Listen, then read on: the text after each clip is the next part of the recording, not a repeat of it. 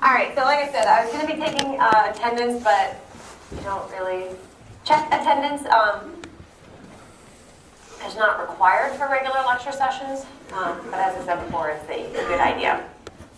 Okay, so first things first, we are going to jump right in and start covering the heart as a pump. So basically today we're going to focus mostly on the overall structure of the heart, the flow of blood, directionality, a little bit of anatomy, and then we're going to focus on the pressure and volume changes that are happening as you move through the cardiac cycle. So the Wiggers diagram, which is also called the cardiac cycle diagram, was named after Carl Wiggers, who put the whole thing together. That is going to show you not just the pressure it shows the left ventricle, it's going to show you the pressure in the left ventricle, the volume changes in the left ventricle, it'll also show the electrical changes, the heart sounds, and the timing of all of them. Okay? So we're going to get to that in just a little bit. So, why do we even have a circulatory system? Evolutionarily, it became a need once organisms started to get more complex. When you're a single-cell organism, diffusion, passive diffusion, simple diffusion, is all that you really need. Any kind of convective movement in the environment around you is enough to get nutrients and remove waste. For some early multicellular organisms, you could have just sort of a gateway to get into those central cells. Once we started having more than one cell, then the problem started to arise that the ones that were in more centrally located areas had difficulty getting access to nutrients and getting rid of waste products.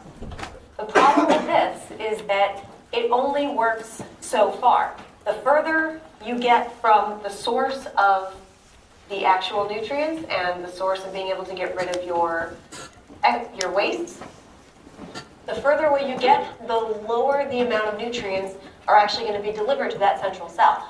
That blue line is what's showing a slight decrease as all the cells that fluid is passing by are absorbing those nutrients.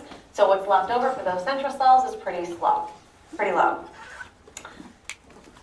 A single pump, this is something that can be used to explain sections of your body, okay? Parts of your body have a single pump that fuels it to send blood to those tissues in the body, and then the waste products are going to come back to the heart. We actually have a two-pump system, but this single pump, it does the really good job of being able to bring oxygenated and nutrient-rich fluids from a centralized source, reservoir, as it were, take it to the more distant parts of the body so that there can be some kind of exchange of nutrients and gas exchange. That way the waste products can be brought back so they can be disposed of. This is just a drawing of our two-pump system. Basically, every circulatory system is made up of three things. You have a pump, you have a fluid of some sort that's going to carry your nutrients, carry your gases, and you have vessels, tubes, some kind of conduit, some kind of container to hold that fluid. So your pump is obviously your heart, the fluid is your blood, and your vessels are those containers. This two-pump system is what really allows us to maximize the ability to deliver nutrients and deliver oxygen to distal parts of the tissues in the systemic circulation. The secondary pump is what takes blood that has already been drained of its nutrients and flooded with waste products and with CO2 back into the pulmonary circulation to allow it to be reoxygenated. So we're going to focus first on the order of operations.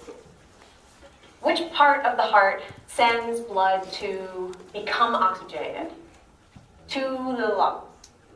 The right side, okay? The left side is what sends it out to the rest of your body.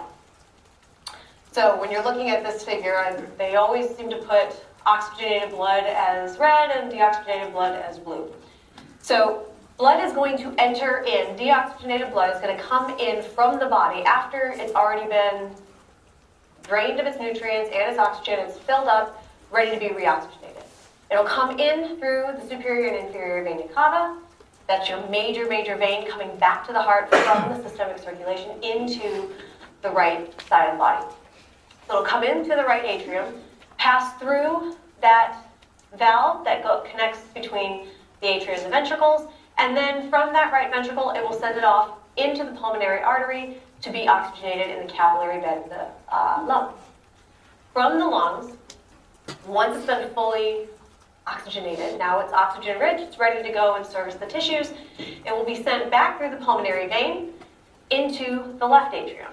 From the left atrium to the left ventricle and out through the aorta, which is basically your giant, large artery that is going to hold the blood that will be sent to the rest of the body. The capillary beds, we'll talk about this when we get to microcirculation. The capillary beds are where all of your gas exchange, nutrient exchange, all of that stuff is happening. It doesn't happen in the other vessels, okay? So you have two different types of movement. You have diffusion across the border, which is happening at the capillary beds, and you have convective movement that's happening just between the heart and the capillary beds, and vice versa, okay? You guys remember what the difference is between conduction and convection? General chemistry, thermal transfer? No? Okay. Anybody had a convection oven? Okay, so basically, a regular oven, conduction is just using a medium to transfer something. So like if we're talking about heat, the heat is actually transferred through that medium. So like a wire coil, that will transfer heat from itself to the environment.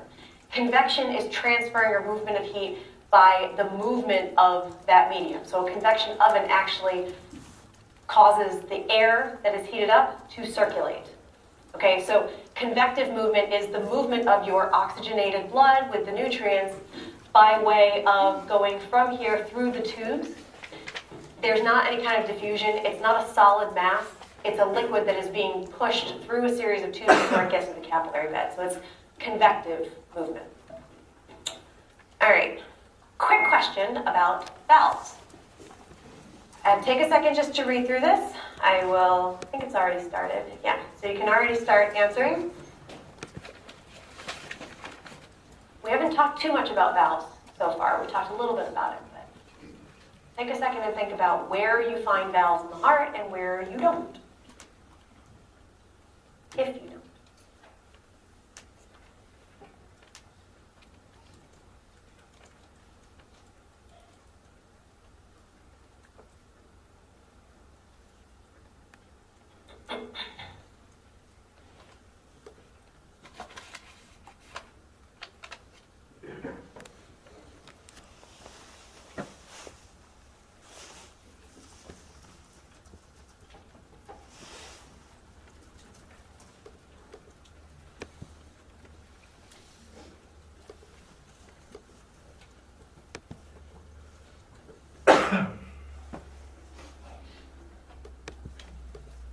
Anybody need more time?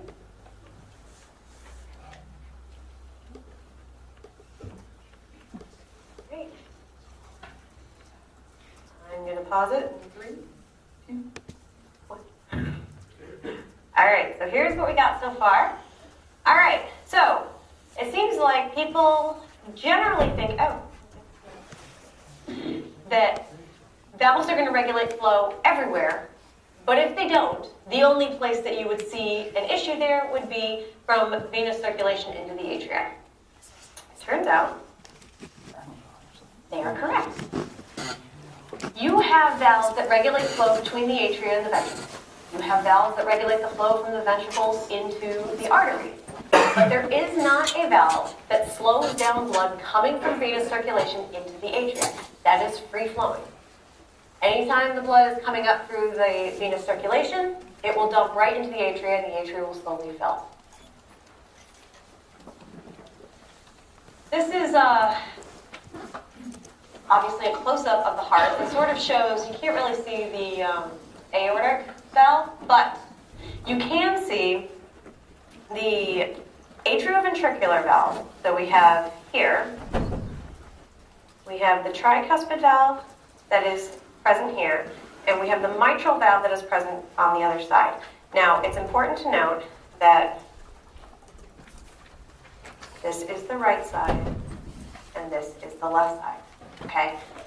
When we're looking at a figure, when we're looking at any kind of figures of the heart, we're talking about right versus left side, pretend that you were looking at another person, okay? So it will be opposite of you. This is not the right side when you're looking at that figure, that's the left side, okay? Blood is going to come in through the vena cava into the right atrium, and they're going to pass through the tricuspid valve. Okay, that's the first of your atrioventricular valves. Atrioventricular meaning in between those two chambers. Can you still hear me? Okay. I'm trying to find that happy medium between being able to hear me and not horrible feedback. So from the ventricle, you're going to pass through the semilunar valve into the pulmonary circulation. Okay? So it's the pulmonary valve or the pulmonic valve. That's your semilunar valve that is sending it off into the part of the body that is being serviced by that side. So right here, we're sending blood in this direction, coming in and then out. Okay? That's going to go into the pulmonary circulation so that it can be oxygenated. After passing through that capillary bed, it is now going to come back through the pulmonary vein, which you can't actually see in here. It's here. Into the left atrium, down through the mitral valve. Through the mitral valve, and then up into the aortic valve. Mitral valve is your second atrioventricular valve, and the aortic valve is your second semilunar valve. So 2 atrioventriculars and 2 semilunar. All right? You might have heard the mitral valve called by another name, the bicuspid valve. It just has to do with the number of flaps and the anatomy of what the valve actually looks like. So it can be helpful to think about the directionality of blood flow. If you think that it flows through the tricuspid side and then the bicuspid side, you should try something before you buy it. Okay? But mitral valve is used much more frequently, but it might help a little bit in case you're struggling with the order of operations. All right, the other part I want to talk about are those lovely little white strings. Anybody know what those are called? The chordae tendineae. They're otherwise known as your heartstrings. These do nothing to regulate whether or not your valve opens. Their only job is to anchor the valve to papillary muscles inside of the ventricular wall to make sure that that valve does not prolapse into the atrium. If you think about what's going to happen as your heart is pumping, how do you ensure that blood doesn't go back up into the atrium when you squeeze the ventricle? You shut that valve, right? Well, if that valve is just a couple, like 3 flaps of material, 3 flaps of tissue, there's nothing holding on to it, the amount of pressure being generated in the ventricle, in theory, would shoot some back through that valve. So your chordae tendineae are really just there to make sure that it stays closed, even when you generate that amount of pressure inside the ventricle so that the blood goes in one direction.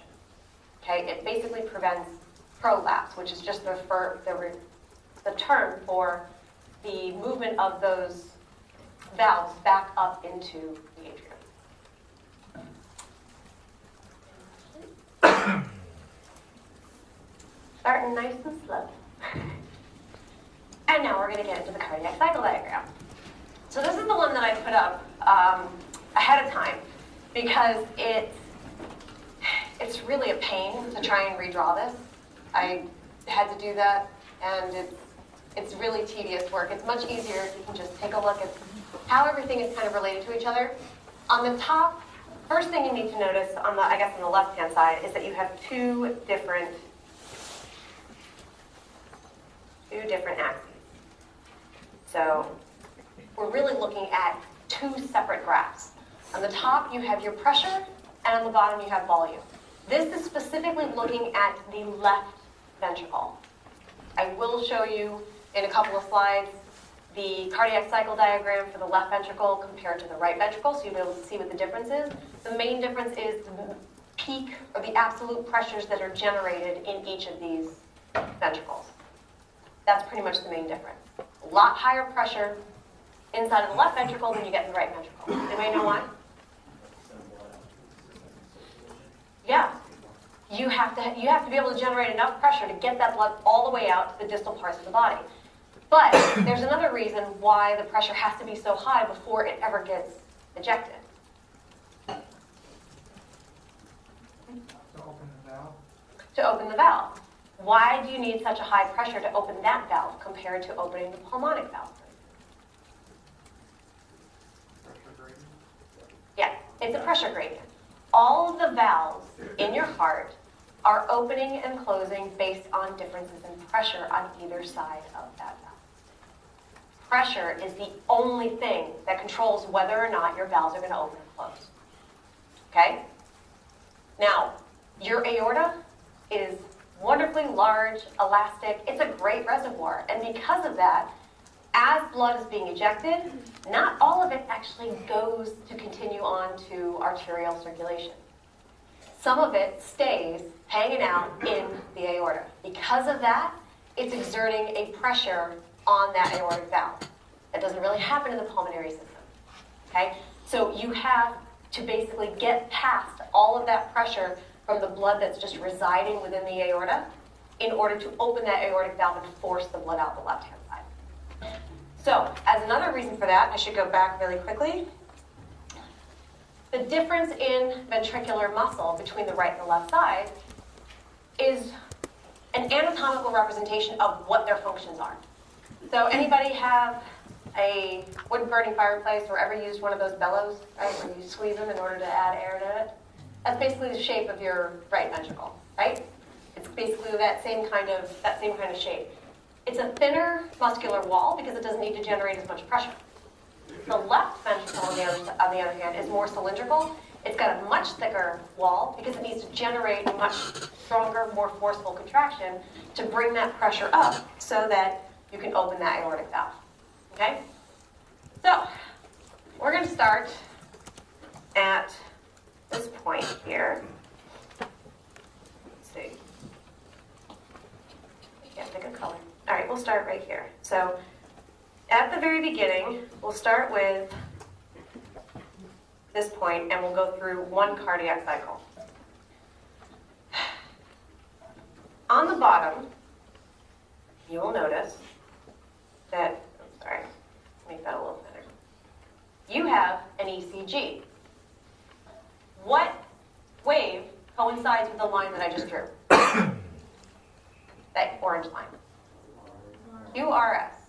That QRS complex that we'll talk about later is depolarization of the ventricle. And since we're looking at pressure-volume relationship in the ventricle, this is where we're going to start. You depolarize the ventricle, it's getting ready to contract. Okay? At this point, what we're looking at on the top is the ventricular pressure in blue. We have the atrial pressure here, that is in gray, and the aortic pressure is also in gray. Okay? You notice a very big difference between the pressure that exists in the aorta versus the pressure that exists in the atrium. Okay? So starting at this first point, you depolarize the ventricle. The mitral valve is going to close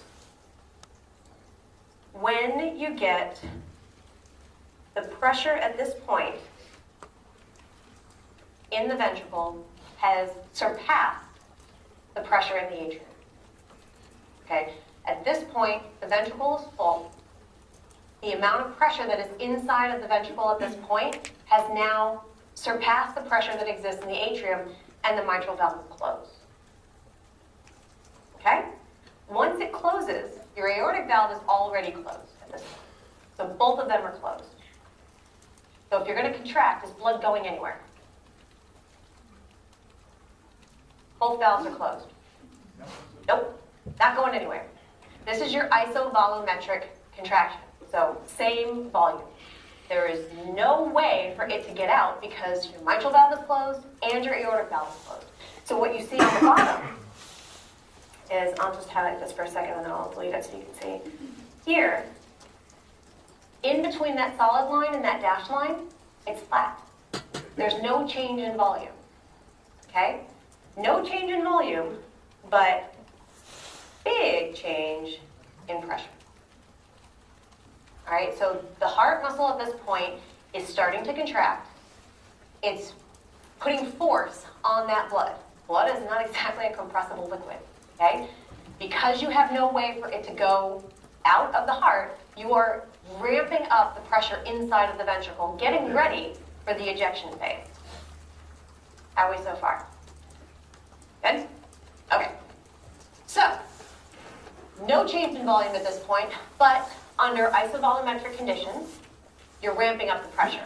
At what point do you get the opportunity to kick that blood out of the ventricle? What decides that?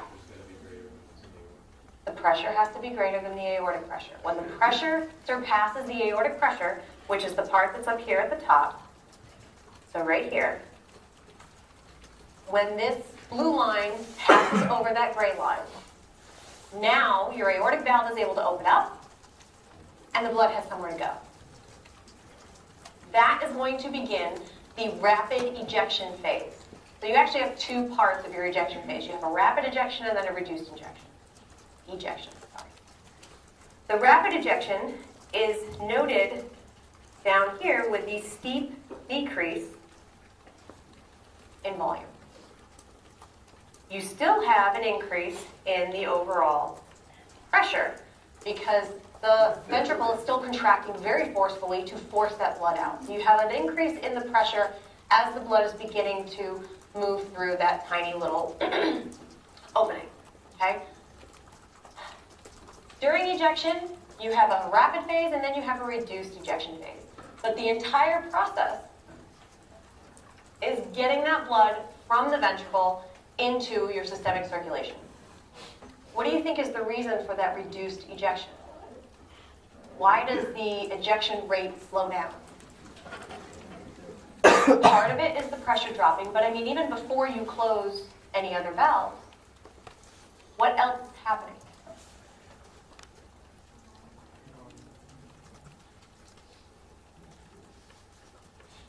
What's that? Ventricular repolarization. We haven't gotten into the ECG yet, but that is your T wave, which means that your ventricle is starting to repolarize, which means it's starting to relax. So the force of contraction that can be generated is starting to decrease. You are beginning to relax those muscle cells. So you will still have the loss of fluid. It's still going to continue to leave, but it's going to happen at a less steep slope, so it's going to happen at a slower rate. The pressure is going to start to continue to fall as you move toward relaxing those ventricular muscle cells until you hit the point where it drops below the aortic pressure. That will cause your aortic valve to slam shut, and now you are back to that same situation where, remember, your mitral valve is closed, and now you've closed the aortic valve, so both are closed again. Except now, you basically squeezed out the blood from the ventricle. How much blood leaves the ventricle? Anybody have an idea? Volume or percentage? Which you can pick either one to. 55 or 6. It's ideally it would be great if it were about 2/3.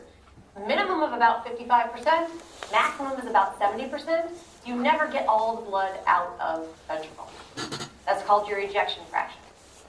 The fraction of the blood that is inside of the ventricle is basically how much you pump out, or your stroke volume, divided by your end diastolic volume, which is the volume that was there at the end of diastole once you filled the entire chamber. Typically, you can say roughly about half. If you have 150 mils in your chamber, you can eject 75, 80 mils with each pump, okay? So that's what's happening here. You do still have some residual blood inside of the left ventricle. But now both valves are closed, which means no change in volume. But you have already initiated the T wave, so you're starting repolarization of those cells, which means that you're going to lose the force of that pressure as all the cells begin to relax. You are not going to be generating any more contraction at this point. You're basically letting loose that grip. So pressure is going to go down, but again, your volume is going to stay the same. So this is going to stay the same, but you're going to have a drop in pressure. And that will be specifically due to the fact that both valves are closed, so no blood can go anywhere, but you're now relaxing those muscle cells. With me so far? Yeah. When you said wave, you said that's a period of repolarization, but it's the wave in the opposite direction. So how is that? We'll get to that. We'll get to that. It has to do with the order that repolarization happens. Depolarization travels in one direction, repolarization travels in the other direction, and it has to do with the way that you measure it in an ECG, but we will cover that question. Yeah. But you're right. If you were looking at the actual repolarization, logically, it should go in the other direction. Okay. Oh, yes. Beginning of rapid inflow. So once you get down to the bottom of that isovolumetric relaxation, you've now dropped the pressure low enough so that you can do what? Open that mitral valve. Okay, so remember, you squeezed out the ventricle. You got a little bit of residual blood in there, but it's certainly ready for more. Once the pressure gets down to the point where it's below the atrial pressure, now there's more pressure in the atria than there is in the ventricle, and the atria will force open that mitral valve and blood will start to fill. This is the beginning of your diastole. Diastole actually begins at your isovolumetric relaxation, but this is the beginning of that diastasis period. The rapid inflow is what is happening here.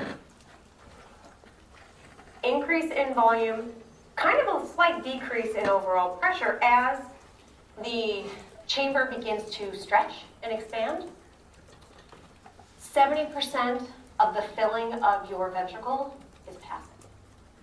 Most of the blood that enters into the ventricle is done so by passive movement. So people who have a problem with atrial fibrillation, when they're at rest, they should, in theory, still be able to have 70% of the blood getting into their ventricle to be able to fuel the rest of their body.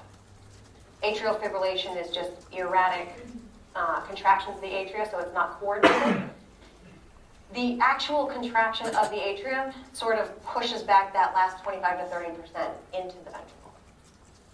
Okay, but it's not responsible for filling the entire ventricle. The ventricle fills mostly on its own, passively, just by having that mitral valve open, and as the blood comes in, it just fills up that chamber. Okay? So when we start to get to the diastasis period, this is sort of in preparation for the contraction of the atrium. You see that this starts to level off a little bit, but then we have our P wave. And our P wave is the depolarization of the atrium. So what happens then? You get another spurt of that last little bit of volume coming up because the atria will contract and basically squeeze out the last little bit that's in there and fill up the ventricle. Once that happens, typically the pressure inside the ventricle, now that it is full to capacity, is going to surpass the pressure that has decreased in the atrium because it just lost all its blood. And you're going to have once again, you're going to start the cycle over where we were at the beginning, where your mitral valve has been closed, now that the pressure in the ventricle is above the pressure in the atrium.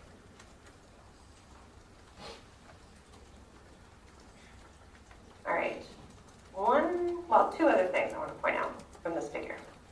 And don't worry, there's another copy of this figure later in there, so you can have a clean copy that I didn't write all over. Because these will stay. Whenever, for those of you that didn't have 503, any annotations that I make when it's assigned to you for review will stay as you look at it with your top hat. So you'll still see the arrows that I pointed to. All right. Systole is going to be starting at isovolumetric contraction and ends at the end of injection. So the moment you start to contract, even though you're not actually moving blood, technically that is part of your systole because that is the contractive force. Anybody see what pressure you get up to in systole? 120. Okay, and when we look at the diastole, That is going to go from the beginning of isovolumetric relaxation until you get to the beginning of that isovolumetric contraction at the end of diastasis. So where do we see our 80? That 120/80 that everybody tells you about for your pressure? Why is that not at the low point for the pressure in the ventricle? What does that correlate to? The low point of what? Pressure where? Right? You're measuring your blood pressure by measuring your arterial. You're actually measuring your aortic pressure. So that 120/80 is actually mirroring that gray curve on top. The last part for this one, that I want to point out, are your first, second, third, and it doesn't show the fourth, but that'll come a little bit later. Your phonocardiogram, otherwise known as your heart. So the lub-dub is your first and second. Those are the loudest. Lub is louder than dub. First one, what you're really listening to is you're hearing the sound of the mitral valve slamming shut. You can sometimes hear a little bit of the aortic valve opening, not usually. The dub is a little bit quieter than the lub, but it is the closing of your aortic valve. And you will have the sounds that you hear are really the sounds of your atrioventricular valves closing, followed by the sounds of your semilunar valves. Okay, because remember you have two sides to your heart. We're only looking right now at the left side, but you still have a tricuspid valve and you still have a pulmonic valve. That's going to come into play when we look at the actual sound that physiologically split the second sound based on the functioning of how rapidly the aortic valve closes compared to the pulmonic valve. Okay, so we'll get to that in just a little bit. But this figure shows not just what's happening in the ventricle in terms of pressure and volume, but it talks about what's going on in the atrial pressure, the aortic pressure, and it gives you a line that walks through how the timing of your ECG and your heart sounds all play a role in the cardiac cycle. So, fantastic diagram, really kind of, I guess, a little scary when you first look at it if you haven't walked through it. But hopefully, after going through all the stuff that's happening, it basically tells you a lot of really good information about what's happening in this particular chamber at each stage of the cardiac cycle. Does anybody have any questions about the way you're set? Yeah. Can you explain the lub-dub thing again, the sounds, what they're for again? Yeah, so the lub sound is the loudest. It's going to be the closure of the atrioventricular valve. So your tricuspid valve and your mitral valve. When they're slamming shut, that's the first heart sound that you hear.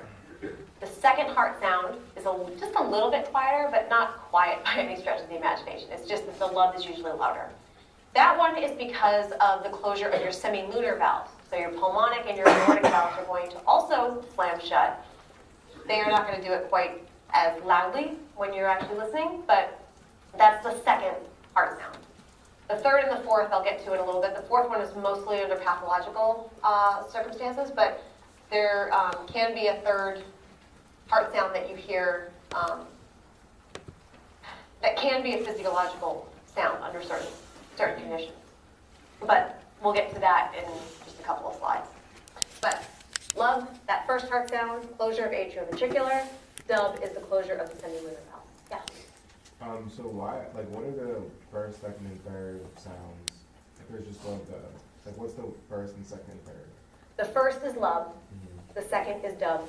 The third is not something you typically hear, which I'm going to get to in a little bit. There's a lovely little chart that will walk through exactly what each one of those heart sounds are. But I want to get to that after we walk through what's happening on the right and the left side, because it'll help explain the physiological splitting. During the isovolumetric contraction, why is the pressure in the atrium kind of creeping up, and you're talking a little bit too? Is that just kind of passive or? So that's a good question. If you have a mitral valve that's closed, if you have an aortic valve that's closed, the blood can't go anywhere, but you are generating pressure. What do you think that does to the mitral valve? Causes it to bulge back up in, and that bulging is actually exerting a little bit of pressure on the atrium. So you do get a little bit of a bulge in the atrial pressure as the ventricle begins to contract.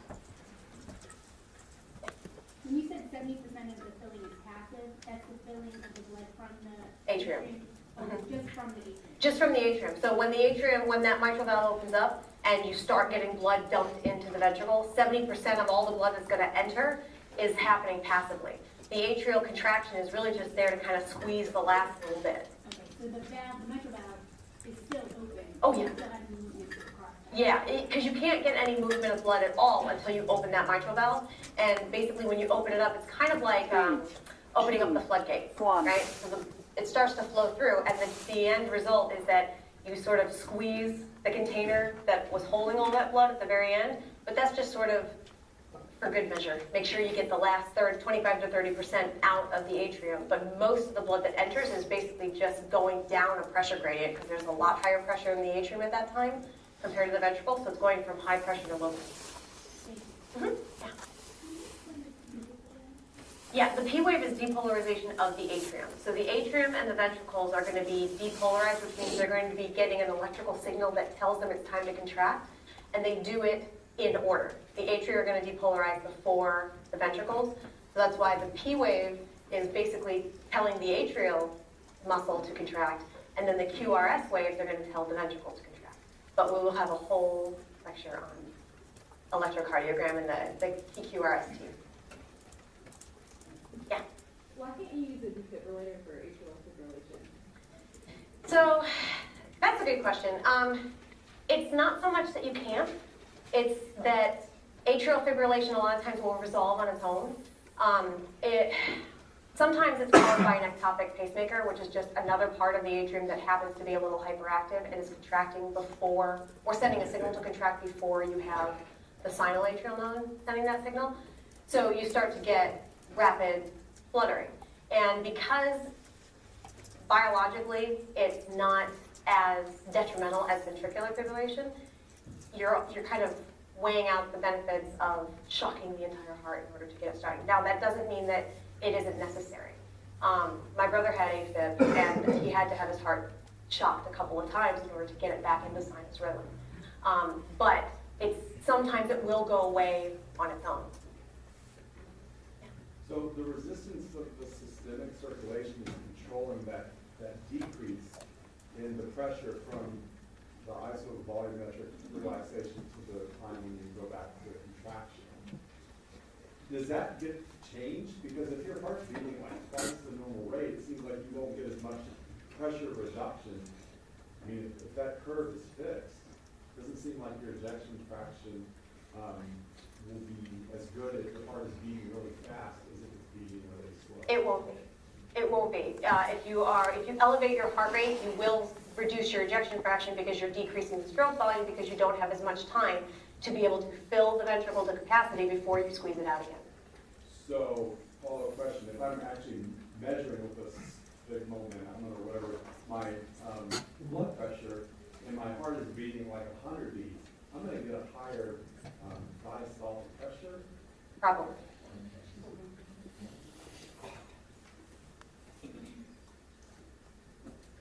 All right. Any other questions? Okay. Oops. Okay. All right. So, quick question. We touched upon this a little bit, but I want you to, this is a matching question. Take a look at your A, C, and V waves, which I didn't talk about yet, specifically because I wanted to ask you first. Match what you can about what is happening in the atrium. What do they correspond to?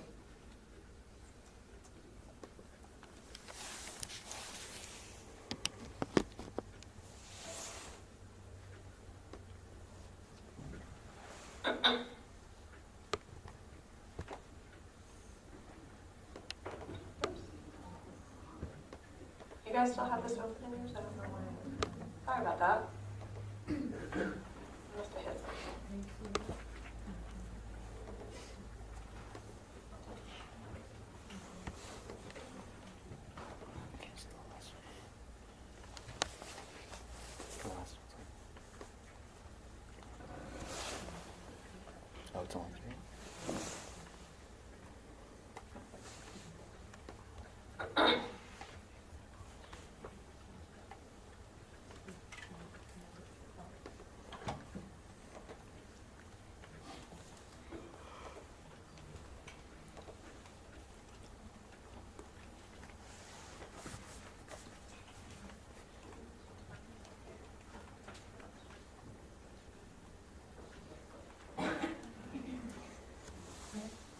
Couple more seconds.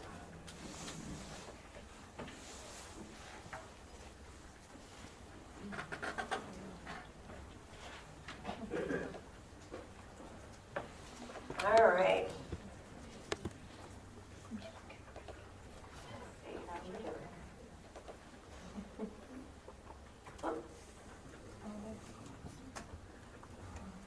All right, so show our results.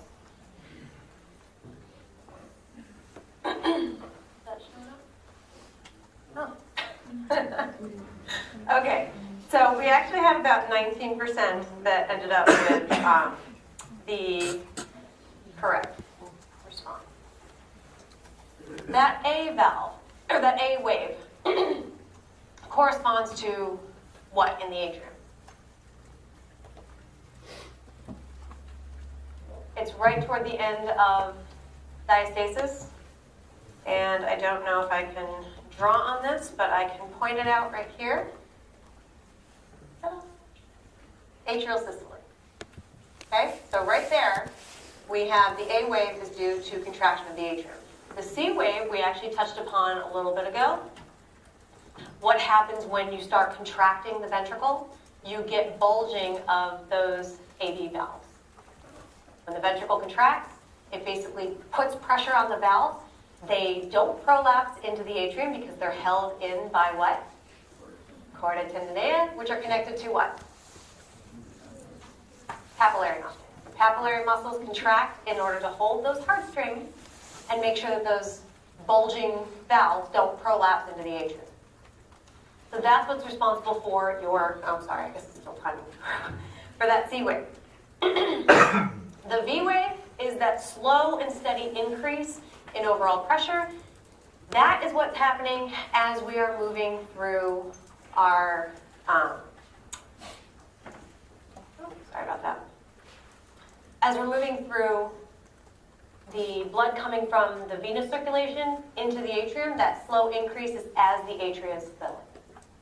Okay, so your A, C, and V are basically the waves that are happening in the atrium relative to this massive diagram on what's going on in the ventricle.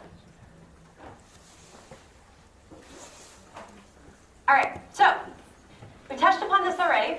Systole, you have the ventricular muscle is stimulated by an action potential, and it is contracting. Diastole, you have relaxation of your ventricular muscle, and you have the gradients are being repolarized, your sodium gradient, your potassium gradient, and calcium gradient, all of which we're going to get into in future lectures. This is just an introduction to that. The muscle cells themselves are starting to relax. For the ECG, the P wave that we're going to observe is going to be your atrial depolarization. QRS is your ventricular depolarization, and your T is the repolarization of the ventricle. So systole, as I said before, just to highlight the specifications that you're starting at the beginning of contraction. Yeah. Do you have a question? No, it was just starting at the beginning of contraction, so it includes isovolumetric contraction as well as the full ejection phase before you start isovolumetric relaxation. The B wave, is it the entire upward slope? Yeah, Or is it only just the part? it's the upward slope. It's the entire upward slope. Diastole, same thing. You're starting with the beginning of that relaxation, which is happening in that isovolumetric condition, all the way through the completion of diastasis. This is what I was telling you about, that we would have a figure that showed the difference between the right and the left. So, once again, pretend that you are looking at a person when we're looking at orientation here. This is your right heart. Oops. Sorry about that. And this is your left heart.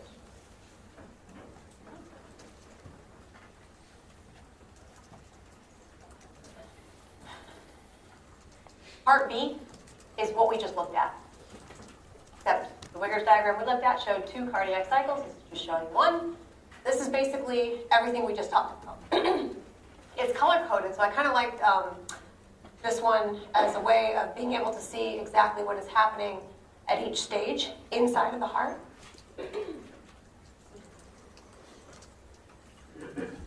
But you'll notice that the right heart, okay, the right heart has a major difference.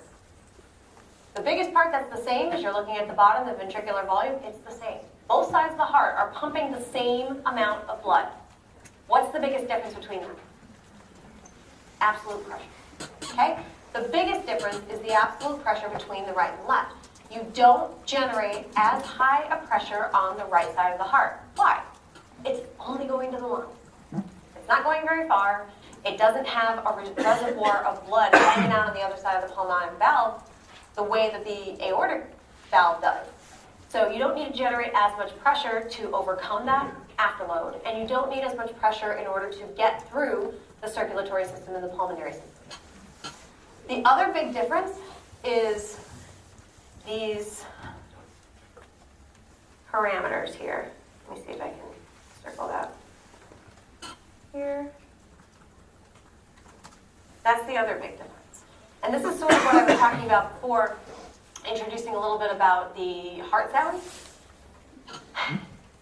Even though there is a little bit of a difference between the right and the left in terms of the timing of the closure of the atrioventricular valve, you can hear a little bit of that change. It's not usually as audible, but you can hear the difference between the closure of the right side versus the closure of the left side. Typically what's going to happen is your left side is going to close just a little bit before the right, so you can hear, if you listen very carefully, you can hear the closure of each valve because there's a slight difference in the timing. That physiological splitting that I mentioned for the second heart sound, which is the green, column, that is something that can be heard often, mainly if somebody tells you to take a deep breath, right? Inspire in, you can hear that physiological splitting. You can actually exaggerate the ability to discern from our own ear the difference between the closure of the aortic valve followed by the closure of the pulmonic valve. So there is a slight timing difference between the right and the left side, but the width of each of these, since it's isovolumetric contraction and isovolumetric relaxation, why do you think the red column on the left heart is so much wider than the red column on the right heart? What's happening? It's a lot more pressure to go through to get up to that 110. Exactly. That's your isovolumetric contraction period, right? So it's just going to take more time to generate that amount of pressure from the contracting muscle cells. Doesn't take as much time to get up to the pressure that you need for the right side. So same thing, not as big of a difference in the isovolumetric relaxation side of things, but there is a decent difference in the isovolumetric contraction between the right and the left because of the amount of time it takes to generate the full force of the pressure to open that other valve. Okay? So I think this one was from the Boron book. The other Wigger's diagram was from the Geithner Hall book.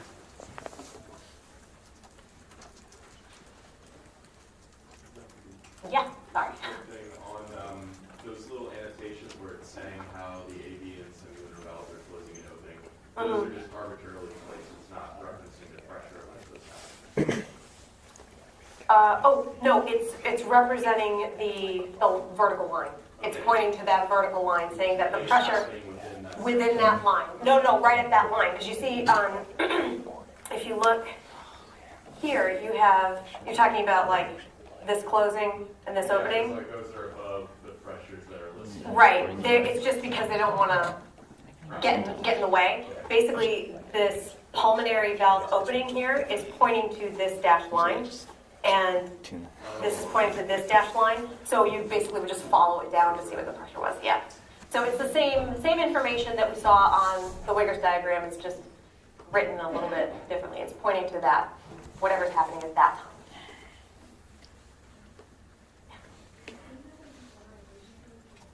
There is. You can't see it. Because the depolarization of the ventricle is basically loud and blustery, and it overshadows any repolarization wave that you might potentially see from the atrium.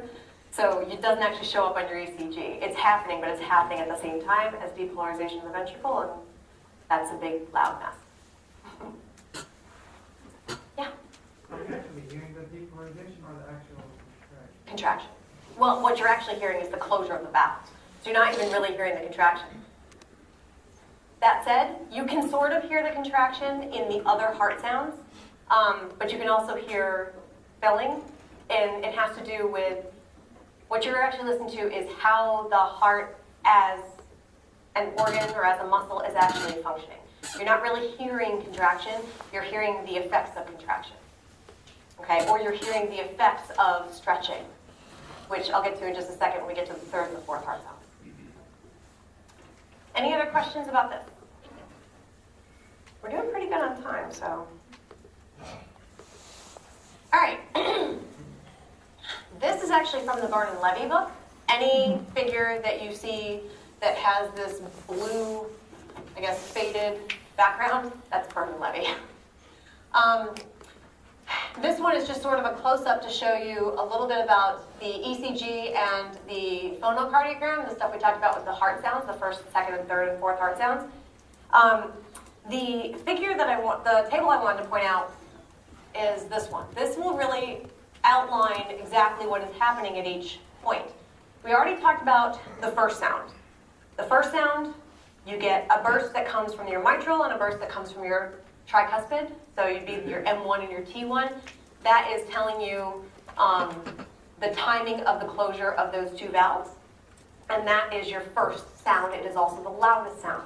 The second heart sound, that's your dub. That is the closure of your semilunar valves. And again, you can have physiological splitting. It's a little hard to hear, but if you get somebody to inspire rapidly, then you can actually hear it a little bit better. But both the first and the second, because it's generated by the sound of two separate valves closing, and they don't close exactly in synchrony, you can hear or detect that slight difference between the timing of one versus the other. And it's always going to be the left side closing before the right. All right, the opening snap. Anybody know what stenosis is?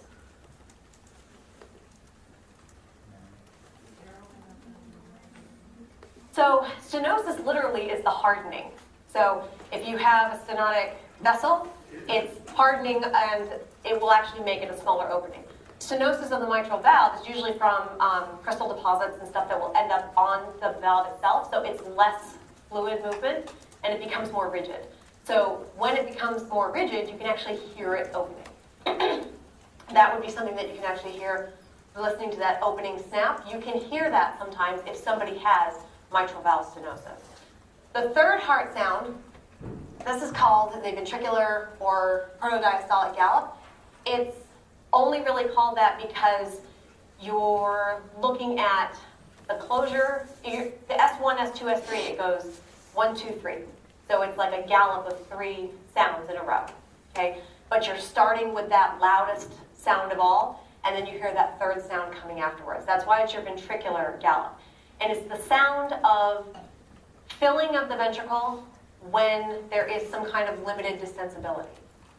So it doesn't necessarily mean that it's pathological, but it's not something that you hear all that often. You tend to hear it more in infants than you do in adults, but it is really just the diastolic filling of the ventricle. And as the ventricle continues to fill, sometimes you can hear that because of as the blood's coming in, you can hear it sort of reverberating or recoiling off the ventricular walls that are starting to lose their distensibility as they're getting to their maximum filling point. What is that word you're saying? Distensibility. So if something is distensible, it's stretchable. able to be stretched, elastic. Yeah. Would that sound become more prominent in like people who are tachycardic because the heart is constantly reverberating? Would you, if it's beating faster, would you hear that sound louder? Or So that sound has more to do with the filling, and you'd actually, if you are tachycardic, you're not really filling to capacity, so you don't really have a problem with the sensibility in terms of stretching all the way. If you have a problem with hardening of the walls and it's not, for whatever reason, scar tissue, infarction, anything that causes it to not have the same properties, what you're hearing is the blood trying to come in and sort of pushing off against a wall that doesn't want to stretch. so it's a loss of the sensibility? Yeah.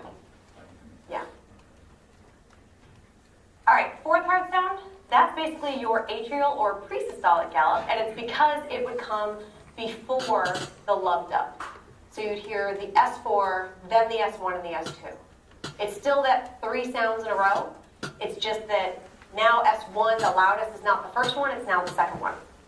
This is typically something that is a pathological condition. If you have an unusually strong atrial contraction in response to severe limited sensibility of the ventricle, then sometimes you can actually hear the atrial contraction. That's actually what you're listening to, the force of that contraction forcing any blood into a ventricle that's not able really to accommodate that. But that's typically a pathological condition. That's not something that you should be able to hear ever. But it is something that does have a name, so it occurs often enough when people start to end up with heart disease. I forgot to define one thing. Do you guys know the difference between ischemia and infarction? I realized I just used it. Okay, so what's the difference? Ischemia is lack of oxygen because of its lack of blood flow. So ischemia is really lack of blood flow to a particular tissue part, or to particular cells within a tissue. What's an infarction?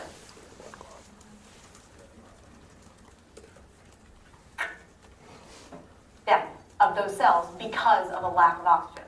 So ischemia prevents oxygen and nutrients from getting to it because it's basically stopping blood flow. So it's taking away the life source, right, for those particular cells. The infarction is death of those cells in response to that lack of blood, that lack of oxygen. So when I start using ischemia and infarction, I want to make sure that that was clear before I started kind of rambling off. All right, so how are we on heart sounds? Better? All right, next question. For those of you that did not do 503, this is really just going to test any information that you have in your academic career on sympathetic and parasympathetic. For those of you that did 503, there we go.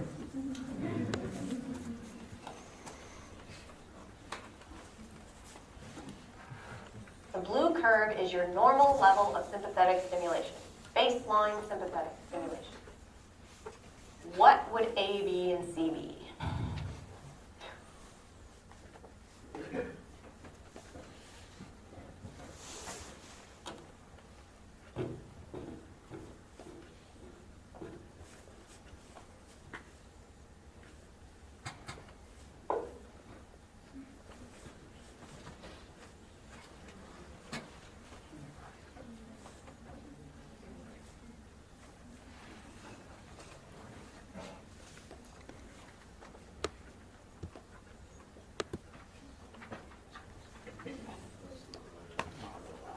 Oh, you'll get it right up.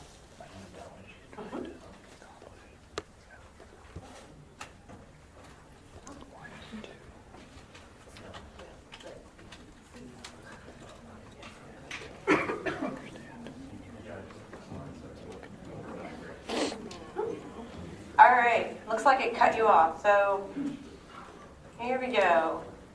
Gotta scroll down. All right, good.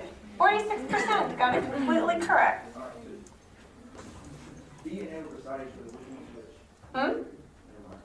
A, B, and C from top to bottom. This is it, actually labeled. One was like B, C, A, and the next side was A, B, C. So which was the letter choice and which was the answer?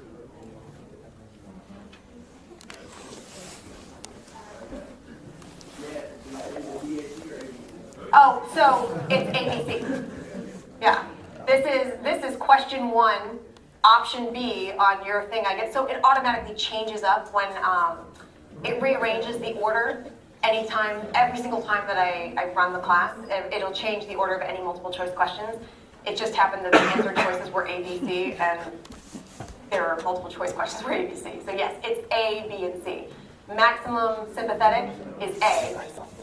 The zero sympathetic is B, and then the parasympathetic is C, which is what we're looking at here. Yep.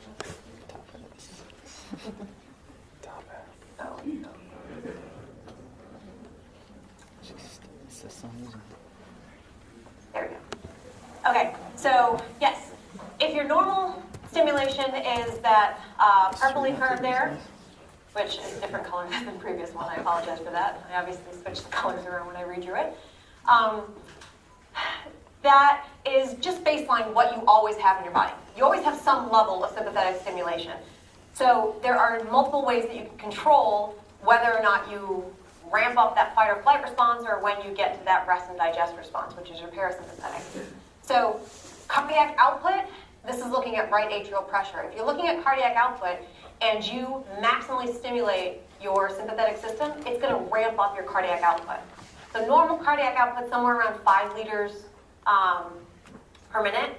You can get up to 15, 20 liters per minute, depending on what the situation is. You ramp up sympathetic stimulation, you really increase the amount of cardiac output that you can have. You can remove the normal baseline sympathetic stimulation and get no sympathetic stimulation, and that can help to reduce the overall cardiac output, or you can specifically stimulate the parasympathetic system, which actively slows down the heart rate and reduces the contractility. Your vagal efferents are typically going to innervate the atria, so it's going to have an impact on overall heart rate. It doesn't have as big of a change on the contractility, but it does have the ability to slow down your heart rate. All right, now we're going to get into the PV loop. On the left, what does that look like? Wicker's diagram. That's basically all it is. The right side is when you take the left side and you plot them against each other. So you're taking your volume and your pressure, and you are going to plot these two against each other, where you end up with pressure and volume. If you take every single point on the graph on the left and you plot those two values against each other on the right, you end up with your pressure-volume loop. That PV loop is going to tell you a lot of information about what is happening inside of the heart as your cardiac cycle is occurring. One turn of the loop is a single cardiac cycle. It's relating volume against pressure. Instead of having them as two separate things with time as your x-axis, it's now saying what happens to the heart when you are at this particular pressure. What's the volume? What is the pressure that you get when you have this particular volume? Okay? There are two lines that are on the right-hand side that I want to point out. They are lovely dashed little lines that are going to become important. We have our ESPVR and our EDPVR. EDPVR, end diastolic pressure volume relationship. Basically, for anybody who had any kind of muscle physiology, this is your passive tension curve. When we're looking at those length tension relationships, EDPVR is basically your passive curve. ESPVR is your end systolic pressure volume relationship. That is equivalent to your total tension. The biggest part to look at here is your EDPVR shows you the relationship between pressure and volume during diastole at all of these different volumes. That is the max pressure that is going to be generated at each one of these. It'll show you the limit to which the muscle can stretch. If we're talking about end diastolic, is the ventricle full or empty? End-diastolic. So it's relaxed. What happens when your ventricle relaxes? It's getting filled, right? It's before contraction. So end-diastolic volume, or the end-diastolic pressure-volume relationship, is showing you at what volume that ventricle can hold. That's why it curves up a little bit at the end. That's the max. You can't shove any more blood in there if you try. It just won't, it won't stretch any further. The end-systolic pressure-volume relationship, by definition, is the maximum amount of pressure that this heart can generate at a given volume. So your PV loop can never cross over that ESPDR. Because by definition, that's the maximum pressure. So you can't have a pressure that's above that at a particular volume. Okay, so your PV loop will always go up to it, but it will never cross over.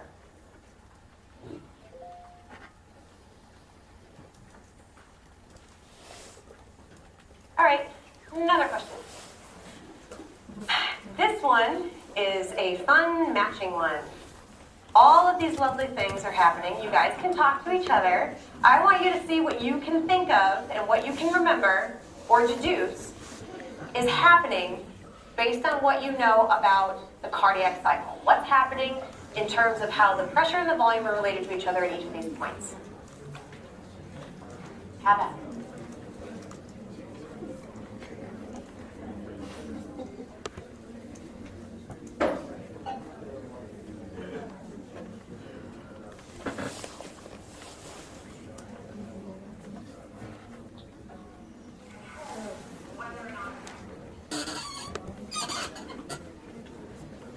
Give you about 2 minutes.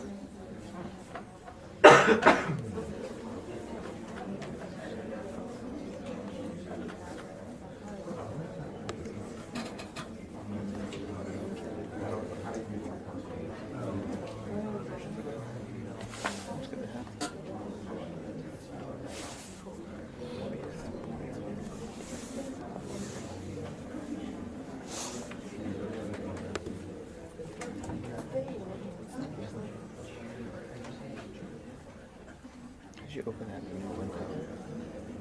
I just clicked it and then zoomed in. Oh, okay. Yeah. Just do that.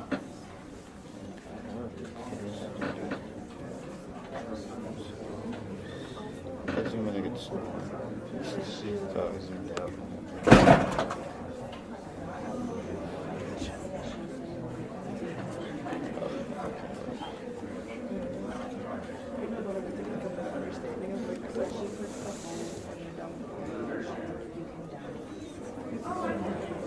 Oh no, I lost mine.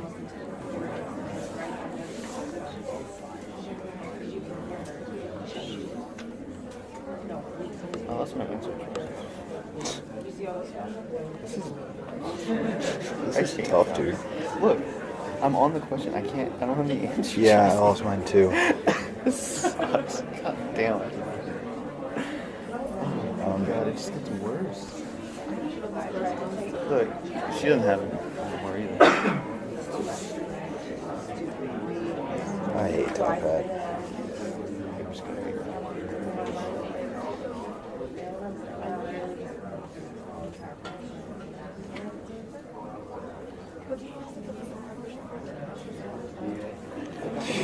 I'm paying her to use this.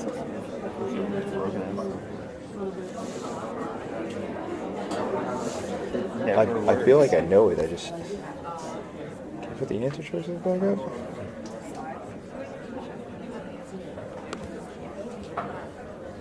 Okay. Well, I'm not gonna say anything. I'm just gonna watch something.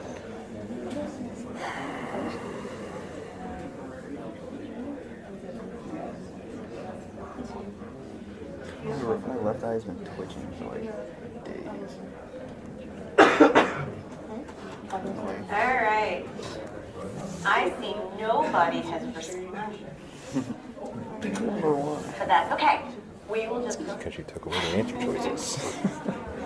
It's not opening. It's supposed to allow you to answer. I'm just gonna...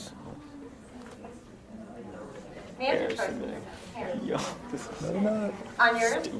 Oh. Oh my god.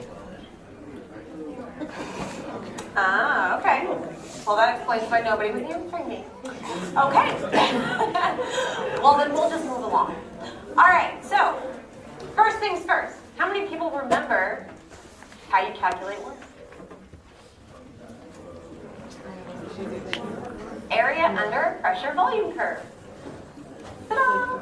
The area under the curve is basically how hard your heart is working. It's also force per unit squared, but in this case, you're looking at the pressure change over the change in volume. That is your PD loop. So let's talk about what is actually happening at each one of these points. So let's start with point A. What is happening at point A? We are at a low pressure, bottom of that line, and we are getting ready to increase volume. We're at the lowest possible volume, right? We're down to about 75 mils on that ventricle. So what is happening here? Yes. Control, closes. Okay? What's happening between A and B?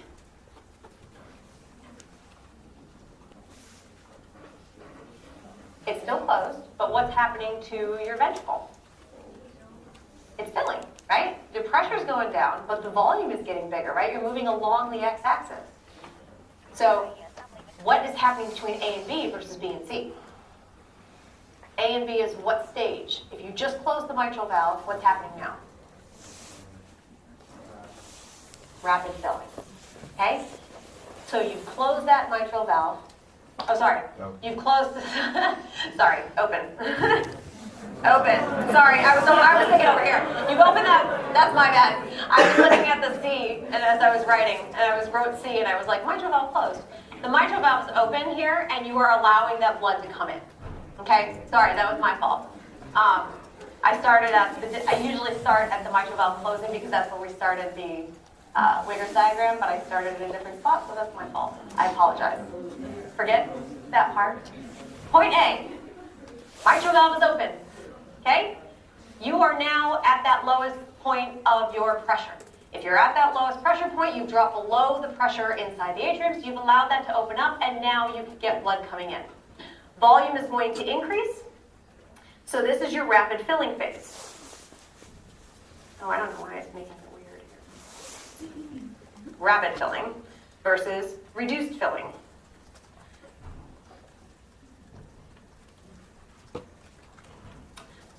Now at point C, what's happening? Your mitral valve is closing. Yes. Oh, it's going to close. Sorry. That's not helpful. All right, so your mitral valve is closing at point C. What is happening in that little blip before? That little tiny curve. That's your atrial contraction. Why? You're getting a slight increase in volume, and what's happening? Why do you get that curve? What's also increasing? Pressure, right? So at that little hill right before C, that's your atrial contraction. Now you have completely filled, you're at 150 mils inside of the ventricle. You've completely filled up that chamber. Now what's happening? You close that valve, so both valves are closed. And what is going on? You're not changing volume, but you are changing pressure. And you're doing what to it? Increase or decrease? Increasing it, which means what? Isovolumetric contraction.